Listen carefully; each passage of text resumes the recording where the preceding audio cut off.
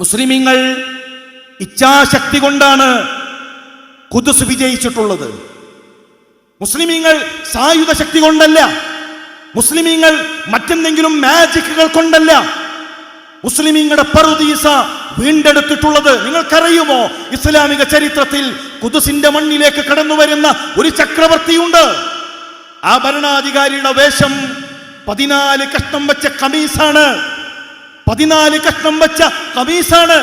തന്റെ ഹുഫ അത് ചുമലിൽ കെട്ടിവെച്ച് തന്റെ ഭൃത്യനെ കോവർ കഴുതപ്പുറത്ത് കയറ്റി കാൽനടയായി ഖുദ്സിന്റെ മണ്ണിലേക്ക് നടന്നു വരുന്ന അമീറുൽ മുഅ്മിനീൻ ഉമർ ഇബ്നുൽ ഖത്താബ് റളിയല്ലാഹു തആല അൻഹു എന്ന ഇസ്ലാമിക ചരിത്രത്തിലെ മഹാനായ സ്വഹാബി ഖുദ്സിന്റെ മണ്ണിലേക്ക് എത്തിയ ചരിത്രം നമുക്കറിയാം.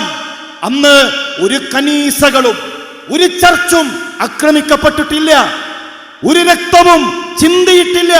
സമാധാനത്തോടുകൂടെ ഇസ്ലാമിന്റെ ഭൂമി മുസ്ലിമീങ്ങളുടെ കൈകളിലേക്ക് എത്തിയത് എങ്കിൽ അത് ഈമാൻ കൊണ്ടാണ് ഈ ഉമ്മത്ത് നേടിയത്.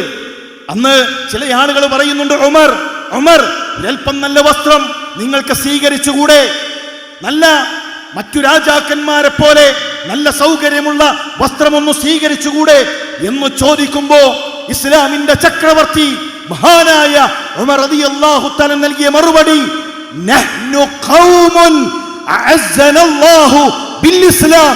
നമ്മളൊരു ജനതയാണ്, നമ്മളൊരു സമുദായമാണ്.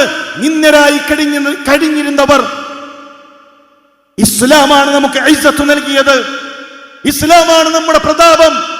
ആ ഇസ്ലാമിനെ വിട്ട് മറ്റേതെങ്കിലും വശങ്ങളിലേക്ക് നമ്മൾ പോവുകയാണെങ്കിൽ അല്ലാഹു നിന്യനാക്കുമെന്ന ആ താക്കീതുണ്ടല്ലോ, ആ താക്കീത് നാം ഓർക്കുക.